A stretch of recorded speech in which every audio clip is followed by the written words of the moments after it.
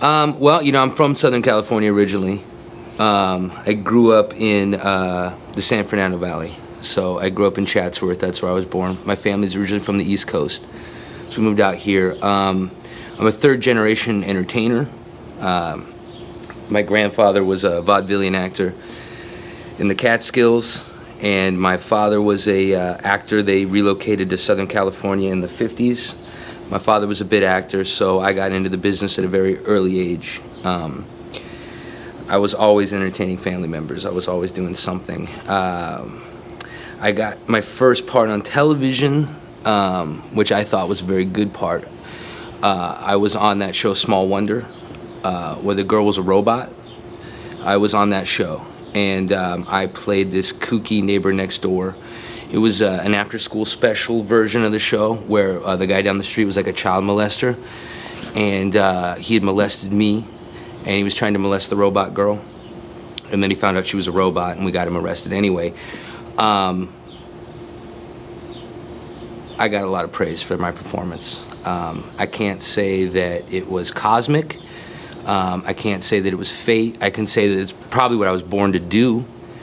So that was my first real taste of fame, and after that it pretty much skyrocketed. I was on the scene. And it was probably about 3 years later in '89 when I landed That's My Family on ABC. They tested hundreds of thousands of kids.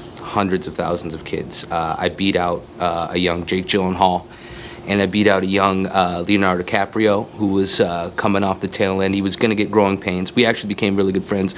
We still are to this day.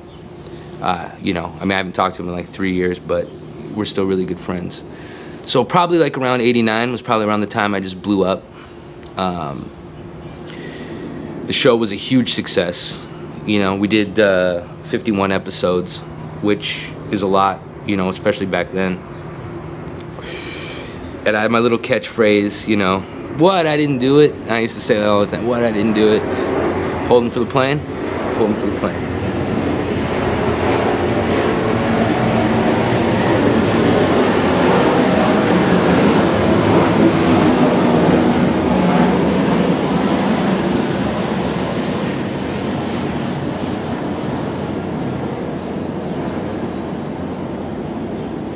Talking about your catchphrase. Yeah, what, I didn't do it? I mean, if I could go one day without somebody asking me to say that, it'd be a victory. I won't say it anymore. In fact, I actually appreciate if you'd edit out that in post. But, yeah, I mean, working with such great actors like George Wendt and Morgan Fairchild, I really knew, and America knew that they had something special on their hands when we were doing that show. We did get canceled halfway into our second season, but I feel like the work that we did on that show was very monumental, and that's really when I became me. That's when I became Skyler Bijorn, when that became like a household name, We did the one episode where Kid and Play was on the show, and I had the dance, and my character, little fatty Jonathan Schoonmaker, was, he had his date for the prom, and we guest starred a young Jodie Sweetin. We pulled her over from Full House, and I had my own dance, and it was just a really, it was a magical time.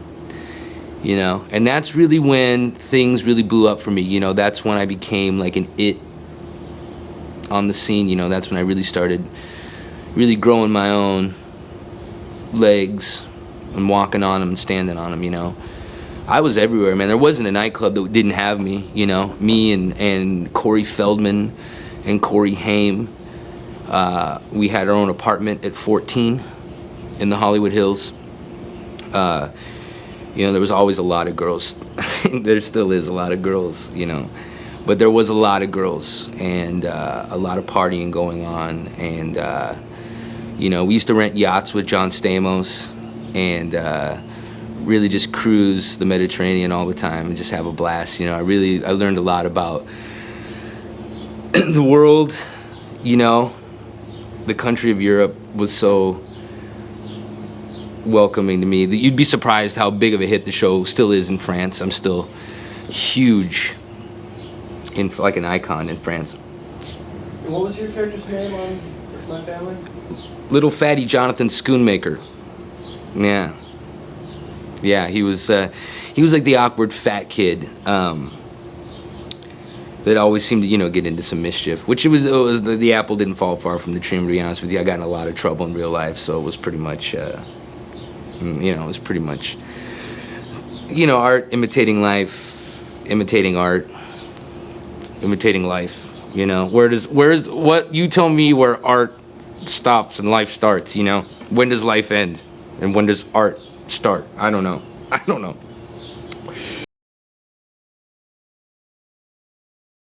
I did divorce my parents at 11, and they took that pretty hard. But I felt it was something that I needed to do. You're 11, you're ready to go. You're ready to go in life, and I just needed to really get out there. So we don't speak right now. We're not speaking. We're both really busy. I got all my stuff. I got my band, Soul Catheter, and he's got Parkinson's, so he's pretty much.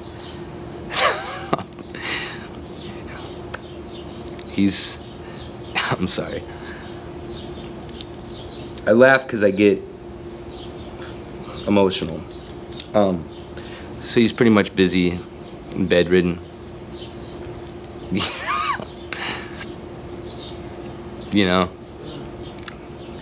My dad has Parkinson's disease, and it's not something that I'm afraid to talk about or laugh openly about, because in my family, when something was horrible.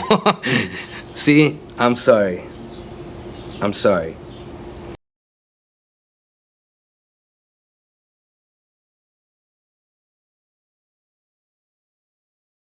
I'd seen so many budding, young, talented, handsome, stars just like myself just die, and I didn't want to be another statistic. I just didn't want people to say, what else could he have done? I didn't want to leave people with that in their lives. I didn't want people to say, God, he was so talented. Like, why did he just do that? So selfish. Like, I wanted more of him. So that's the point when I really started searching for my inner child and my spirit animal, which I found were very similar.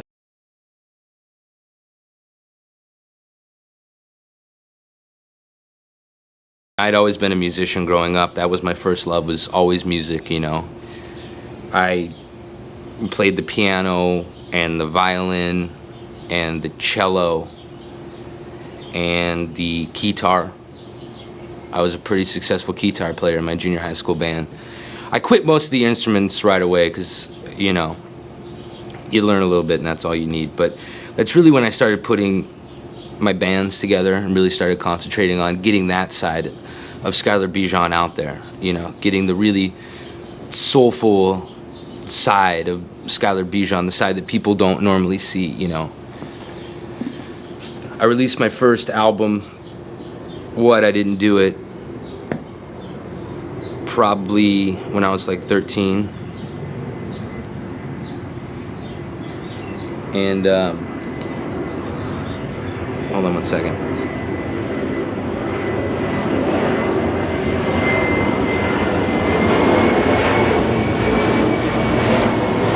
And I probably.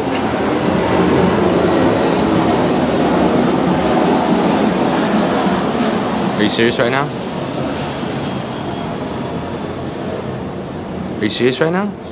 What? I'm trying to tell a story, and every 5 GFing minutes, a plane flies by. Sorry. No, Anyway.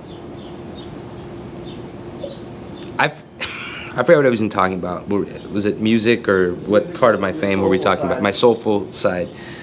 I have a very soulful side, and that was really about the time that I, started letting it out. The album did moderately well. I think it sold 57,000 copies, so it was pretty much a success.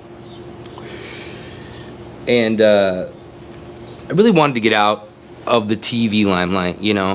I wanted to just go to places where people didn't know who I was or they didn't expect something of me. So that's really about the time that I really found my spiritual side. I had been pretty heavy into drugs, you know, which I don't really touch anymore, you know, unless it's a special occasion or a Wednesday.